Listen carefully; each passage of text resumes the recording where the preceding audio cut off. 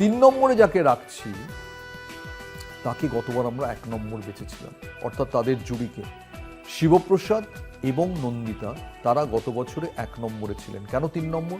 কারণ এবছর ওদের দুটো ছবি রিলিজ করেছে, আমার বস এবং রক্তবীজ 2। কোনো ছবি সেই অর্থে অ্যাভারেজ চলেছে, যে অর্থে বহুরূপী বক্স অফিস ভাসিয়ে নিয়ে গিয়েছিল, যে অর্থে বেলা শেষে বক্স অফিস ভাসিয়ে নিয়ে গিয়েছিল, সেটাকে যদি বেঞ্চমার্ক ধরা হয় তাদের প্রোডাকশনের, তাহলে আমি বলবো আমার বস এবং রক্তবীজ 2 অ্যাভারেজ। যদিও রক্তবীজ 2 হয়তো ব্যবসার নিরিখে হয়তো ব্যবসা করেছে, কিন্তু তাদের ছবিগুলো উইন্ডোজ প্রোডাকশনের তো শুধু ব্যবসার নয়, মানুষের মনে গেঁথে যাওয়া এবং কোথাও ঘরের ক্যালেন্ডার হয়ে যাওয়া মনে মনে, সেটা কিন্তু দুটো ছবির ক্ষেত্রেই ঘটেনি। এবছর তারা নিয়ে আসছেন কি? এবছর তারা নিয়ে আসছেন বহুরূপী 2 পুজোর সময়।